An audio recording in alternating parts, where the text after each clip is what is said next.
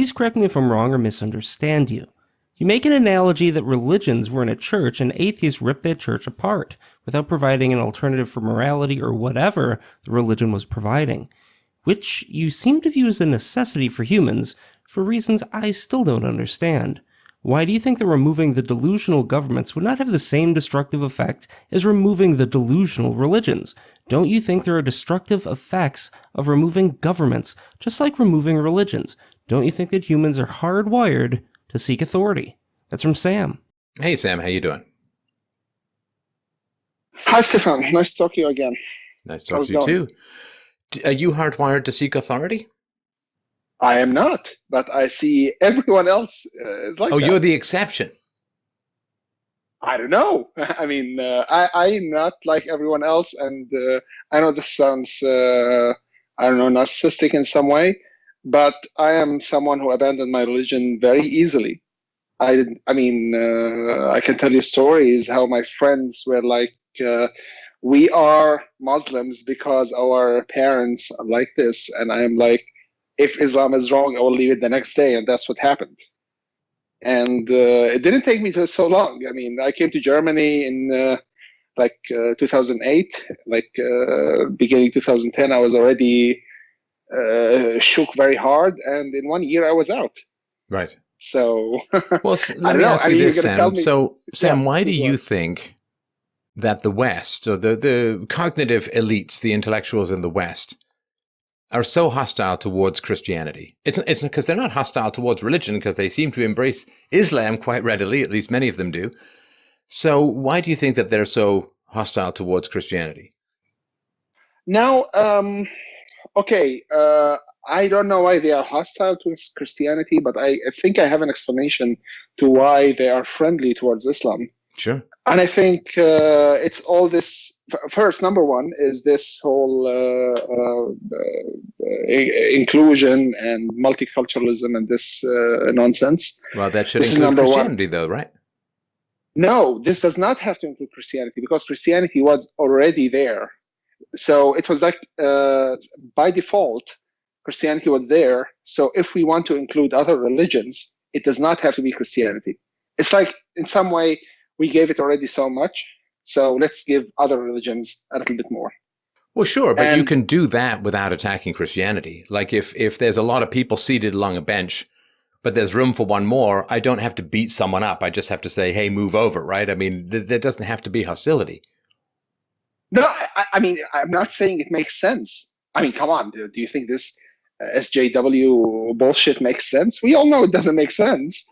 And it's the same thing with white people. Why all this hatred to whites? Does it have to make sense? It doesn't have to make sense. No, I think a universal phenomenon has to have some explanation, right? It can't just be random. Otherwise, it wouldn't be universal, right? No, I'm not saying it's random. I'm saying the explanation is that they have something. I mean, like whites and Christians and all those people had their turn, quote unquote. And now we have to give other people the turn, because whites or whatever, they were strong, they were smart, they built, they did all this good stuff. And now they blame everything that the other cultures did not achieve. But like they have this explanation that the whites have taken it from them, the Christians have taken it from them and stuff like this. You see my point? Yeah.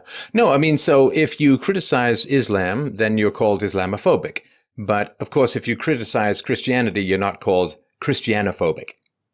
Yeah, I think this Islamophobic thing is only because Muslims complain a lot. I come from that culture. Never noticed that at all. Oh, my God. I'm kidding. I mean, come on. When any terrorist attack happens, the first thing, you don't see any mourning for the victims from the Muslims. The first thing you see from the Muslims, this does not represent Islam, right? Or it's mental illness. Oh, okay, of course. That's the new thing, right? Like there was a shooting in Toronto, this Danforth shooting, and the guy seemed to let non-whites go. He seemed to be pretty well trained, and he attended a mosque where there seemed to be some radical views, and they wouldn't even release his name until they had the whole mental illness narrative set up, right? Yeah. And now they're even taking down the memorial to the victims. Can't have that. Can't have that, reality or reminder. Well, Well, yeah. It's from the sense that it's mental illness. I can't argue with that because, I mean, you can always throw it at that. But I mean, the problem. I consider myself a very rational person, and when I see what those young people, SJWs or whatever, are doing, I cannot understand what they're doing and why. You see, like... Well, okay, so, I mean, one of the studies or the stats that just came out recently regarding the United States is that the majority of teenagers live in a house where it's dependent on the government for money. Yes. I mean, maybe it's like hardwired in them to seek resources. Well, no, we're all hardwired to seek resources. It's whether we do it honorably or dishonorably that matters or has the impact. So the people who pay the most taxes in America are white males. That's true. And so the people who have to be exploited for the welfare state and for diversity and for all of this other kind of stuff is white males. And yes, whoever you exploit, you must dehumanize. You have to call people evil if you want to exploit them. Otherwise, you're just a jerk, right? And so given that the entire modern system of misgovernance relies upon white males never waking up and saying, wait a minute, what the hell's in this for us? How is this benefiting us? Right? I mean, you have to keep attacking and undermining and criticizing and ripping down their statues and calling them evil and Islamophobic and patriarchal and misogynistic and racist and you have to keep breaking them down. Otherwise, well, it might be a little bit tougher to exploit people who have some pride. Absolutely. Right? That's one point, and I agree with it fully. But I still think that Muslims complain a lot. I mean, this thing that whenever some terrorist attack happens, you start seeing Muslims coming out and saying, this does not represent Islam, or what do we call this? I mean, do you have an explanation for this? Wait, do I have an explanation for it? Yes. Do you have an explanation? Why the first thing that you see? I mean, even Obama came out once after a terrorist attack, and the first thing he said was like, this does not represent Islam. I mean, come on. Well, before any more people? Yeah, I think that it is, if you do have, let's say, and we've all seen the graphs, right? So if you do have a religion or a belief system that seems to produce just a few more terrorists than everyone else, then you have two choices. You can either distance yourself from the terrorism, or you can look in the mirror and say, I wonder if there's anything in our belief system that might give some kind of encouragement to this terrorism. Even if it's misinterpreted, even if it's an earlier or later hadith, I wonder if there's anything possible that's in our belief system that might give some encouragement to this kind of terrorism. And I think they'd pretty much, a lot of people, of course, in the Muslim world would rather say, well, it's got nothing to do with us, rather than say, gosh, maybe we should have a look at some of these belief systems or some of these hadiths and so on, and we should start some kind of reformation. But that doesn't seem to be particularly imminent for reasons I've gone into in this show before. So, you can externalize the blame pretty easily rather than look in the mirror and say, maybe we need to change some of how we do things. Yeah. And by the way, one fun fact, I think a reformation is not possible in Islam. And I think the reason is that Islam has no central authority in any way, shape, or form. And there are lots of cults. I mean, there's the Sunni and Shiite, sure, the main ones. But internally, there's lots of cults, so many that if any rational reformation happens in Islam, it will be one new cult that will be destroyed sooner or later. This happened like gazillion times already. I mean, there were cults that were destroyed completely in history, and there were these rational people who did the golden era in Islam, where they did all these translations and good stuff, and they were exterminated. I don't see any of them now. Anyone who says I am one of these, you see. So now in this era, there are people who come out and do reformation. And what is reformation? This is also one thing we have to discuss. Reformation means a reinterpretation of the religion in a way where we discredit everything that's terrorist or anything that doesn't make sense, and stuff like this. And there are people who are doing this, but they're not that famous. They are not that common and they are just a small cult, it grows a little bit and then like a bubble and then blows up and it goes away. This happened many times. I mean, I can give you examples now. Please do. For example, there's this guy called Adnan Ibrahim. I don't know if you heard of this guy, but he makes lectures in Austria. And his lecture, like, I mean, in 2009, around that time, he was very famous because he started like with, he had this flavor of science and the guy who makes sense and the guy who is rational. But then over time, things changed. People started realizing how much bullshit he has, and people started splitting. Because those people who realized what kind of bullshit he has, like myself, I distanced myself from him and I said, like, he's one of everyone. He's like everyone else. He's seeking some interests, although he is like trying to do some reformation of the religion. But then, like people split, and he is not that famous anymore. He appears on TV every now and then, and it's not like, I mean, his ideas are quite peaceful. He's against all those kill infidels and all the stuff that we know. And he's against every, for example, taking concubines from whites and all this crap. He's against all that. He's against stealing from the West, against all the bad things we know. But is he like becoming the mainstream? Is he even close? Not even close. And this is not the first time that this happens. Yeah. Sooner or later, you will have one group like saying that the other group are infidels, are kafirs, and they have to be exterminated in some way. And if there's, I mean, countries fail at stopping this, and guess what's happening now? I mean, this whole discussion with you was triggered by the fact of by something happened with me, by doing what's right. Look at what happened in Syria. Well, there is some chaos and anarchy, and guess what happens? The first thing that happened, the people started killing each other based on religion. You think this is the first time this happens? We've been killing each other since 1400 years. The people of Muhammad killed each other like 20, 30 years after his death. I mean, it's an unresolvable issue, I think. There's no way to solve it. And I think this has happened many times, and it's going to happen again. And whenever there's any kind of anarchy, all these cults will start killing each other. Well, yeah, I mean, so one of the challenges is that if Muhammad did it, it's tough to criticize, to put it mildly, right? And well, how do you know that he did it? That's well, I mean, in terms of what is written and what is accepted as you sort of the core can't even texts. validate that. That's even that you cannot validate that. That's very, very debatable. Like I explained in my last call, you have all these levels of credibility, and every person can take any hadith and say, this is okay, I believe this is not okay, I don't believe that. And you have this cocktail of people, like you have a buffet and everyone takes whatever hadith he wants. Right. And like I said, ISIS is really the true Islam because they are objective. They look at hadith based on what they are. Like if this is weak, they take it as weak. If this is sahih, they take it as sahih. Sahih is like a synonym for credible. And stuff like this. Like, I mean, how can you get consensus with this? It's a mess.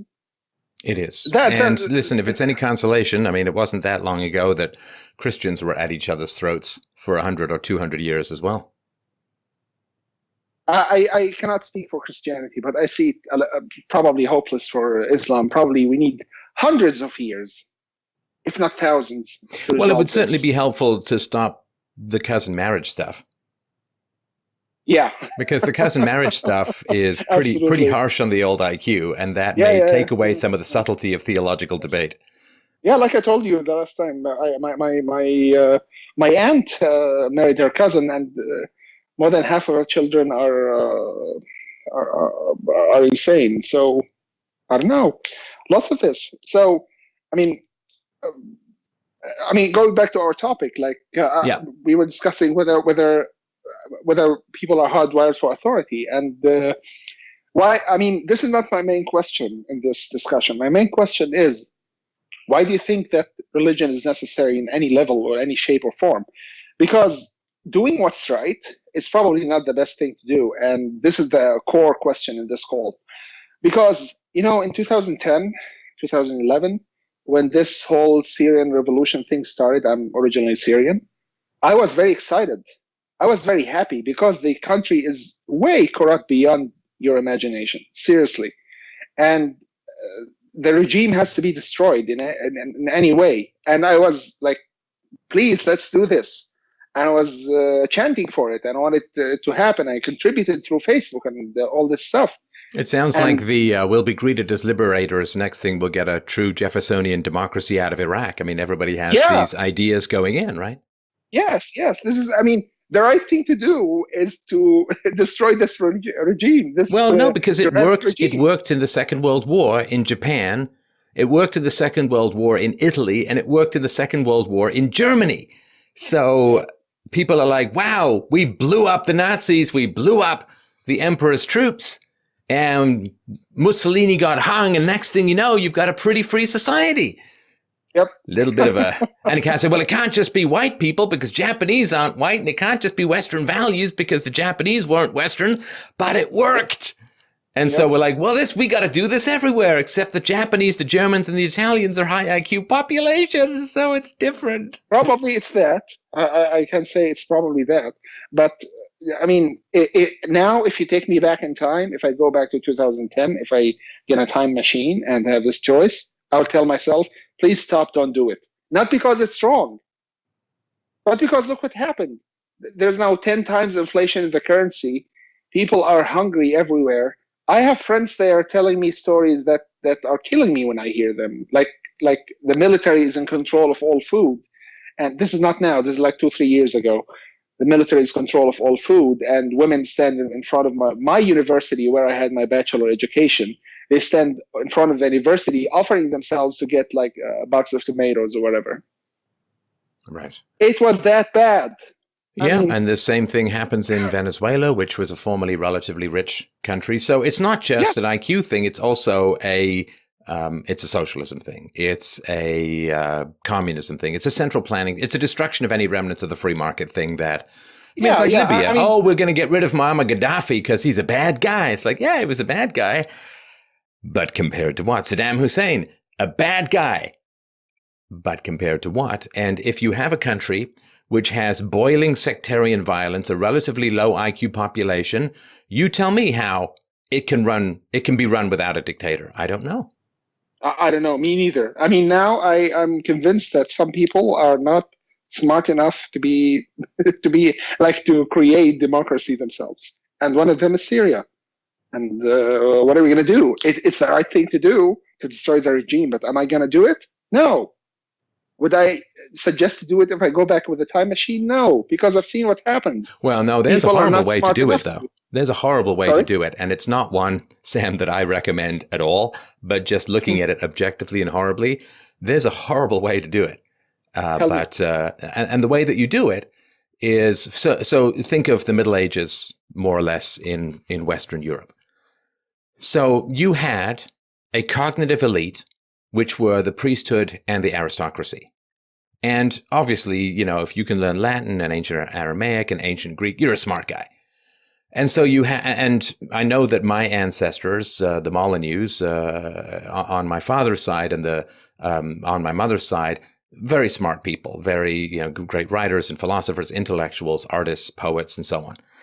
And you have a small group, tip of the pyramid, of cognitive elites, and then you have a big mass of people who just aren't that smart. You can't reason with them.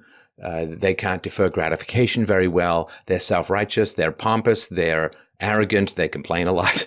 And they don't have any subtlety or self-doubt. They're absolutely certain, and they're absolutely wrong. And then what you do, you see, terrible though, and it's not what you do, but this is one way that it can be done, which is what I'm trying to help avoid through this kind of conversation, is you say, okay, well, first, you need a terrible illness, something like the Black Death. And what that's going to do is it's going to wipe out a third of the population. And it's going to generally wipe out a third of the population that's less intelligent. Because smarter people have options. They can get out of the cities. They wash their hands. They can afford soap. They can make sure they don't touch people, right? And so what you can do is you can have a terrible disease raging through the region, which kills off the less intelligent portion of the population on average. And then what you do, this is, again, not recommended. I would say, well, then what you do is you say, well, let's have all of the religious absolutists fight each other until they kill each other off. Because religious absolutism, I believe, is partly genetic. There is a kind of fanaticism that has its roots in genes, which is why you can't reason with them. It's like trying to reason someone into changing their eye color or being taller or shorter or changing their skin color. You can't do it. And so what you do is for a couple of hundred years, so the first thing you get the wave of illness, and then what you do is that gets rid of a third of the population, and then what happens is you let a third of the lower IQ religious fanatics wage war against each other, while the smart people are like, I'm just stepping back. I'm going to sit in my castle, I'm going to hoard my food, and I'm just going to wait it out.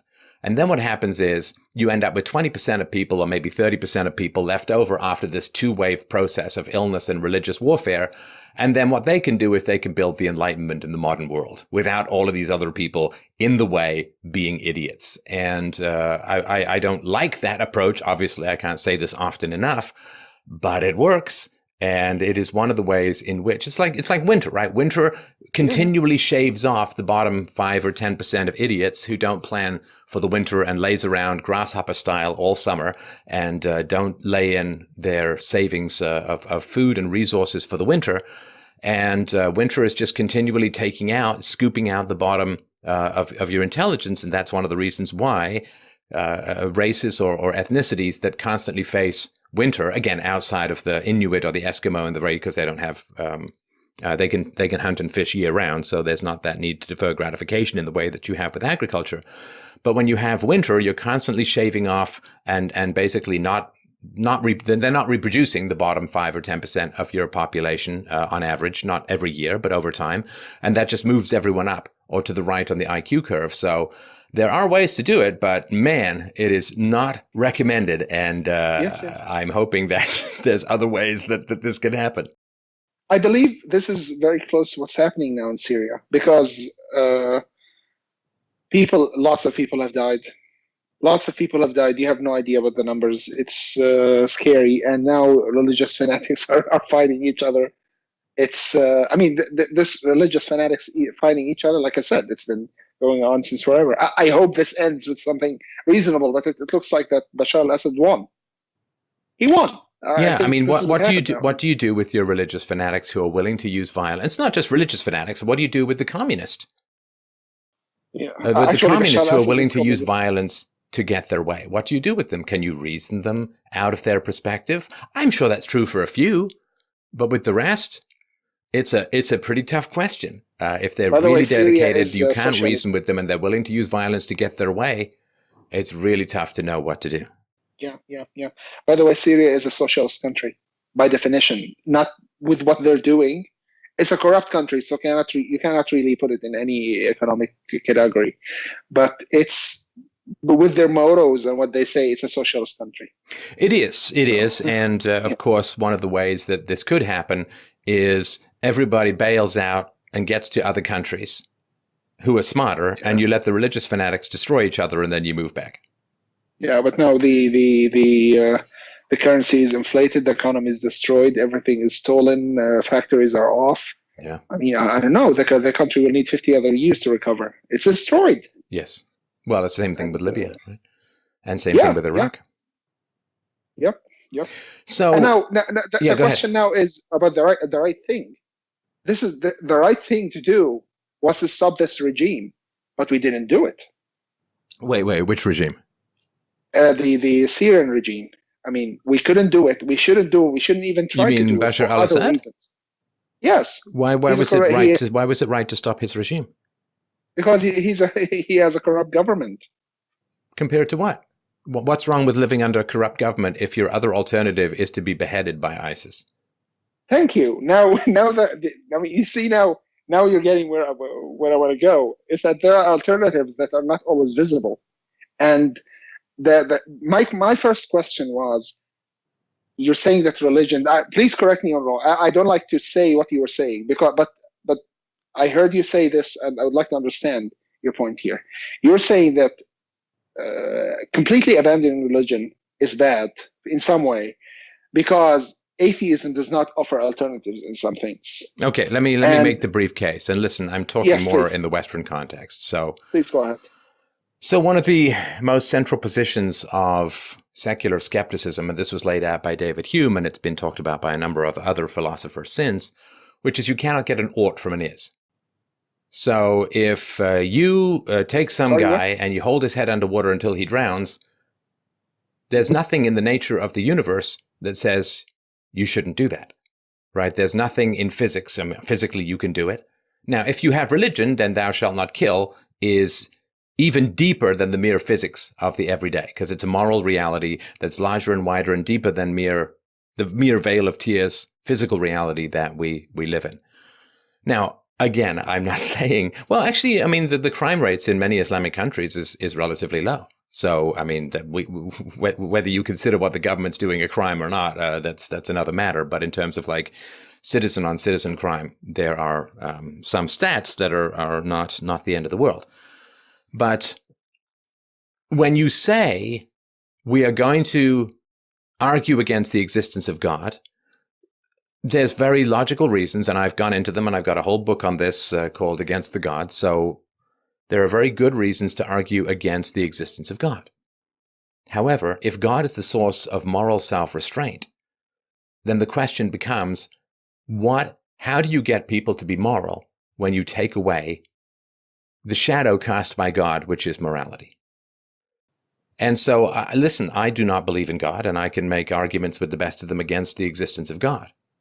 But if you are going to pull that thread in the West, then you have to provide a replacement for the moral absolutes that religion supports.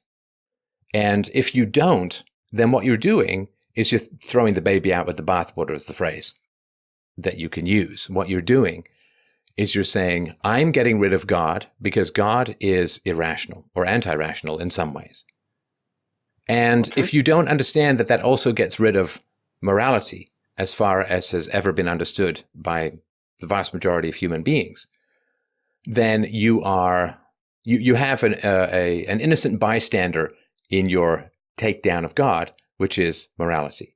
Now, given that people need some sort of moral standards to live, what happens is you get rid of God, and people will try to find some other structure by which they can absorb or practice or enshrine morality. And I don't think it's an accident that the fall of religion provoked the rise of communism and socialism, because instead of self-restraint and thou shalt not steal and trying to get into heaven as the basis for moral decisions in the West, it became sentimentality plus the brutality of the state. Well, poor people, they're sad, so let's just use the power of the state to redistribute income. Or, wow, this woman, she got pregnant out of wedlock, it's really sad, so let's just give her $50,000 a year in goods and services for the rest of her life. Or the rest of the life of her kid, at least. And then, of course, she will just give her stuff for old age pensions and so on. And so my concern, Sam, is that in getting rid of God, they also got rid of religion. Now, I believe that the real target, in getting rid of God, they got rid of religion, they got rid of morality. Now, I believe that their real target was morality, that morality, Christian morality, was what they wished to do away with. And they shot at morality, and they shot through God to make sure that they got morality, right? So they lined up, they shot through God in order to hit their real target, which was Christian morality. And I say that because the level of hatred against Christianity that runs through the left is extraordinarily high. Now, when I was younger, before Islam became a significant focus and force in the West, I thought, wow, these leftists, boy, they really dislike religion, don't they? And I thought, okay, but they really dislike religion, and they're willing to say, well, we'll scrap morality if it means getting rid of God, because we really dislike religion as a whole. But what has been the great instruction over the past 20 or so years has been the left doesn't dislike religion at all. The left seems to love Islam and doesn't even seem to have problems with things like Sikhism and so on, and doesn't seem to have any problems with things like Satanism and so on, right? So no, they just hate Christianity. And the question is why? Well, because the one thing that Christianity provides is the moral underpinning for Western civilization. So they hate the West, they hate the free market, they hate individual responsibility, they hate all of this stuff. And in order to take down the ethics that support it, they had to get rid of God, the Christian God. And now when other groups come in, some of whom also dislike Christians. I mean, I know that in Islam, Christians are people of the book and so on, but they're considered to follow not the final prophet, who is Muhammad. And there's certainly in Islamic countries, there is the subjugation and taxation of Christians a lot of time, if not sometimes the outright attack. And sometimes it would seem attempts at genocide. I'm looking at you, Turks. And so if they have other groups that also dislike Christianity in some ways, then they will ally with those. They don't dislike don't dislike religion at all. They simply dislike Christianity, which means they dislike the fruits of Christianity, which are Christian morals, which produced the free market and the West, and to some degree the separation of church and state and so on. And so atheists, if they wanted to be honorable, good, decent people, say we dislike irrationality, then they should, of course, have problems with all religious structures. And some atheists do. I mean, I'm thinking of people like Bill Maher and Christopher Hitchens and so on, who had their criticisms of non-Christian religions such as Islam. But for the vast majority, they're perfectly happy to ally with Islam, as they did in Iran, right? I mean, in Iran, the leftists, they aligned with the mullahs and the fundamentalist Muslims and worked against the remnants of the free market and separation of church and state that characterized, however corrupt it may have been, Iran before the revolution in the 70s and the imposition of fundamentalist theocracy. So yeah, if you want to get rid of God because you hate Christian morality, okay, then just be honest and say, we hate Christian morality. And they're not, though. They say, well, we're atheists and so on, but then they always tend towards the left, they tend towards the government. Because if you get rid of self-restraint, you end up having to restrain people through some other mechanism, and generally that is government force. Okay. Don't you think that atheism became more popular because of science? Yes, I actually just made that case recently. So I completely agree with you. Atheism became more popular because religion had said for many thousands of years, oh, don't worry, come to us and we'll pray for you to get healthy if you're ill, or, you know, we're going to solve this problem. Or if you have a question about how the universe goes, don't go to science, go to the Bible. And over the past 400 years or so, that modern science has really dominated the Western mind. Yeah, there's not really any competition. And that's the amazing thing, Sam. This is what's so frustrating, is if you look at what science did to human power relative to religion, imagine what a scientific morality could do relative to religious morality. Imagine what a scientific morality could do relative to a religious morality. It would be an even greater step forward than physical science was relative to theology. What is it? What is a scientific morality? Well, a rational, empirical, universal morality. I've got a whole book in it called Universally Preferable Behavior, a rational proof of secular ethics, which is, and then of course you end up with a stateless society, right? And a stateless society would be the greatest leap forward humanity has ever experienced, bar none, and it would actually be the capacity for a sustainable growth of human society without all of this endless crap where you get growth followed by corruption, followed by decay, followed by collapse. When I mentioned that people seek authority, I'm not representing myself correctly or clearly, but it's basically what you said now. It's basically people are seeking something to abide to. But why? Because I don't know. No, listen, you have a GPS on your phone, right? Yeah. When you go to the mailbox or you go to the corner store, do you use your GPS? No. No, because you know where you're going. You know what you're doing. So why do people consult a GPS? They consult a GPS because they don't know where they're going. So when you say, well, people seek authority, well, sure they seek authority because they don't know what they're doing or where they're going. They don't know what the truth is. They don't know what virtue is. So they have to seek out authority. Yes. If you blindfold a guy, then he's going to have to get a stick and feel ahead of himself. And when you take the blindfold off, he can walk more confidently. So people seek authority because their independent thought has been castrated by a variety of social and political and theological factors. And if you give people their balls back, so to speak, they won't seek out authority because they will be able to think for themselves. Fair enough. But then this means that religion is not really any necessary, whether it's Christianity or otherwise, because we can refer to scientific morality, as you call it, because, I mean, the way I see it, religious morality is highly hypocritical because it does not come from religion. I mean, you can have very straight commandments like thou shalt not kill or thou shalt not steal or whatever. But then you can have very opposing cases like slavery. I mean, you know the stance of Christianity on slavery. If you go to a Christian now and talk to him about slavery, he will find ways and reasons and justifications to show you that it's wrong, right? Yes. Where does that come from? Does that come from the Bible? No, that's basically an interpretation of the Bible based on the morality he learned from society. So basically, the source of morality is not really any religion. It's basically society. No, I agree with that. I agree with that. So let me put it to you this way. So if you and I, we live in the woods, right? And people get infections all the time. I mean, people forget, just like tooth decay and infections killed a lot of people.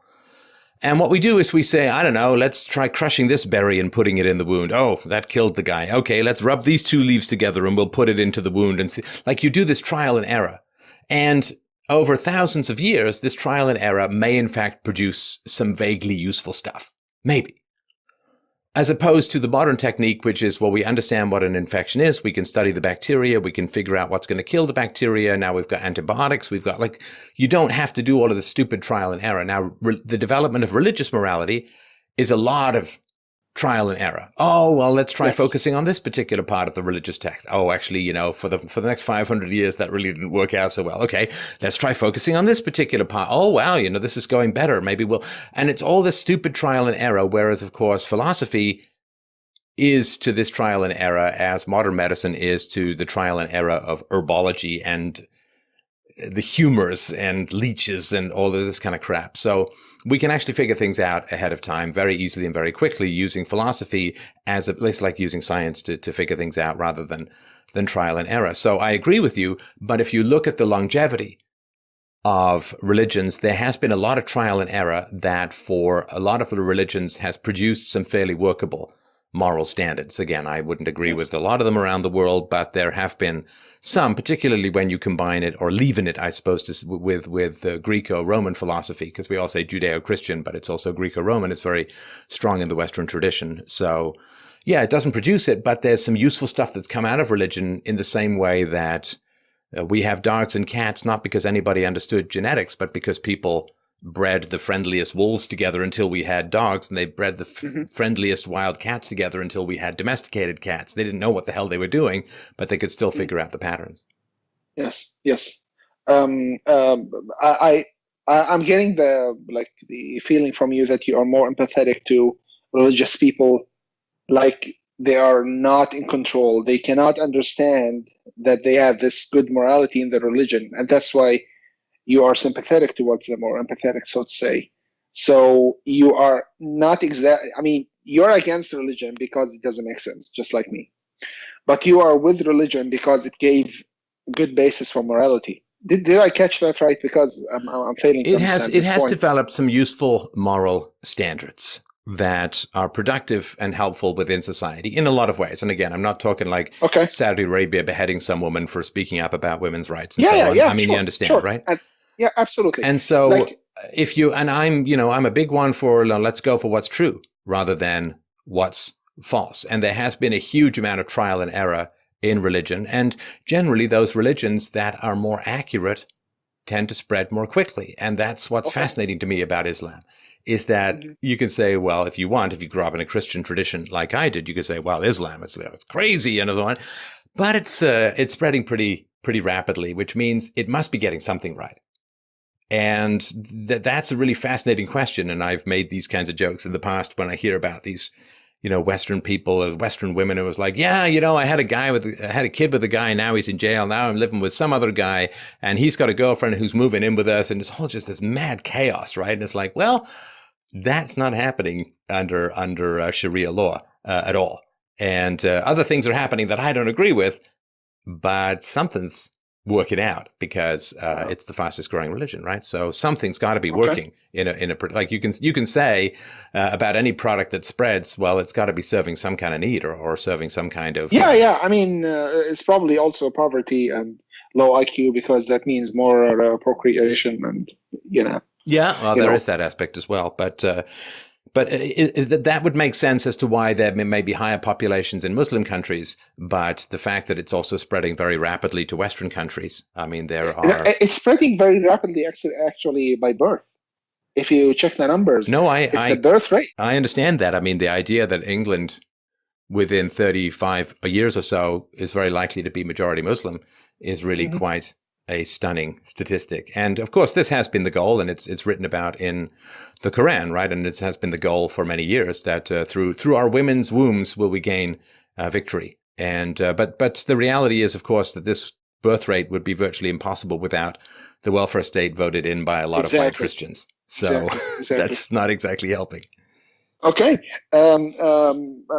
So I have a question. If you had a red button, and it's written beside this red button, press this button and all governments will be erased. Are you going to press this button? Well, all governments erased is a very complex question because they're human beings. If I could push a button and have accept that if I could push a button and have people accept that the initiation of the use of force was immoral and that property rights are absolute, of course, I would push that button. I mean, you understand that there's no way to test this, but it would be the greatest leap forward in human freedom that could be imagined. There is no way, of course, to have that button, and I'd rather make arguments. But if there was a way to configure people's minds to be more open to reason and evidence, it'd be tough to say no. No. I mean, not reason and evidence, because that button is an analogy of removing governments now. If we had the choice to make the next election remove a government for a country, and you had the choice for that election in some way, you could play with the results in some way and make it happen and remove the governments. Now, do you think people are capable of living without governments? Well, no. The question is, Sam, are people capable of living with governments? And the answer to that generally is no. Well, okay. Because the governments always end up collapsing. They always end up starting wars. They always end up with bottomless debt. And, they tend to result in the deaths of untold numbers of people. Absolutely. I mean, if you look at what's going on in South Africa now, where they're openly starting to steal white farms, it's like, can people live without government? It's like, well, they don't seem to be able to live with government very well, so I'll take my chances. Absolutely. But by the way, in no way I like governments. No, I appreciate that. And I know it's a mental exercise, Yeah, because I am trying to make the comparison between governments and religions. Because 200-300 years ago, Stefan Molyneux would say that religion is wrong, let's get rid of religions. And now I'm making the same mental exercise. I mean, now we know that religions has some good some good things in them, like the morality they provide, and they help in the survival of people through this morality, regardless of how other parts of this morality doesn't make sense, right? Yes, but my conscience is very clear, because as an atheist, one of the first things that I did was work on the issue of morality. And I don't even know, probably 30 different videos explaining it. The book is available for free all over the world. It's been downloaded hundreds of thousands of times. So I'm perfectly happy with my own conscience. I don't know how other people live with themselves who are atheists, who don't work on the question of morality, but my conscience is very clear. And so I've done just about everything that I can. Yeah, absolutely. And that's you. And you're a high IQ guy, and it's not an issue actually for high IQ people. They can resolve this. But I'm talking for the majority of people, because, I mean, we seem to have agreed now that religion had some good effect. Religion had some good effect. High IQ people can be desperately amoral or immoral. In their personal lives, they tend to be more moral, but when it comes to abstractions, very, very high IQ people are very, very keen on worshipping state power and very, very keen on socialism and all this kind of stuff. You know, I mean, look at somebody like Noam Chomsky, high IQ people still out there defending Venezuela and Chavez and all kinds of crap. Okay. Then I take that back. That's not my point. My point is that the majority of people apparently have failed to live without religion and without worshiping the state, right? But that's because now they go to the religion called government schools. Yes. So we don't have an experiment wherein people are free to choose, because they're indoctrinated both in primary schools, in junior high and high schools, and particularly in universities and colleges in the softer sciences and in the humanities. They're just relentlessly indoctrinated into statist worship and hatred of their own culture. So saying, it's sort of like saying, well, I'm going to get a whole bunch of little kids addicted to heroin and say, well, you see, people have a tough time living without heroin. It's like, well, maybe if we don't get them addicted to heroin first, that might be better. Yeah. And I actually have the same theory about religions. People abide to religions not because they make sense or not make sense. It's because they're raised with it. The majority of people don't leave their religions. And if you raise people without religions, then they may be able to live without them and morally with scientific morality. Yeah. But then since we have this huge series of inheritance of religion, all parents teach their children their thoughts and their beliefs. That's how it's being bequeathed between generations. But it can't last. It can't last. And I'm I got to move on to the next caller, but let me just finish sort of with my worst case scenario, which I actively hope won't happen. But as you know, every human life at present in the world, billions and billions, on average is sustained by $30,000 in debt. Yes, that's absolutely awful. Unsustainable. I'm a cryptocurrency guy. I know all this. Yeah, you know this. So it's absolutely unsustainable. Yes, I know. And so what's going to happen, most likely, although again, I'm working my damnedest to prevent this, but what is still quite likely to happen is that the governments are going to run out of money. There's going to be hyperinflation. There's going to be interruptions in the food supply, and a lot of people are going to fight and war and flee and die. And unfortunately, this is one of these storms of historical inevitability based upon an ignorance or avoidance or downright rejection of basic rational principles and morality and free markets and so on. There are going to be a lot of people dying, and the people who are left over, we hope, are going to both learn from this horrible carnage and be slightly smarter than your average bear. And these are the people who are going to have to rebuild things, and humanity as a whole is going to have its never again moment, where we say, okay, so when we give government control of the currency, people lose control of the government. The government will always expand. The government will always become corrupt. The government will always end up destroying its host civilization. So we're going to have to build something different. We're going to have to build something truly free. And we're going to have to start looking at government as a whole, like we look at Nazism in particular. There may be a few lunatics who are really keen on it, but everybody as a whole recognizes that National Socialism is a terrible idea. All we have to do is take the national part out of it and say socialism, whether it's socialism of currency, whether it's socialism of human beings, whether it's socialism of children's minds in the form of indoctrination, schools, and so on, that socialism is a terrible, terrible thing, because socialism relies upon the initiation of force and the destruction of human freedoms. And so hopefully we will get the right lessons out of it. Now, the socialists, of course, want this coming disaster to be blamed on capitalism. And they say, well, you see, the problem is, you see, that there were all these banks, and the banks were selling bonds, and the bonds couldn't be paid. And it was all about the greed of the free marketeers and the financiers and the banksters. Yeah. So what we need to do is make sure we never have a free market again, and all will be well. I heard this before. Of course. I really did. Yeah. And it's a very, very tempting hypothesis for idiots. And we're just going to have to keep talking about what has really caused the modern disasters, which is violation of fundamental moral rules, not a few of which are contained within the Ten Commandments. And the wages of sin is death.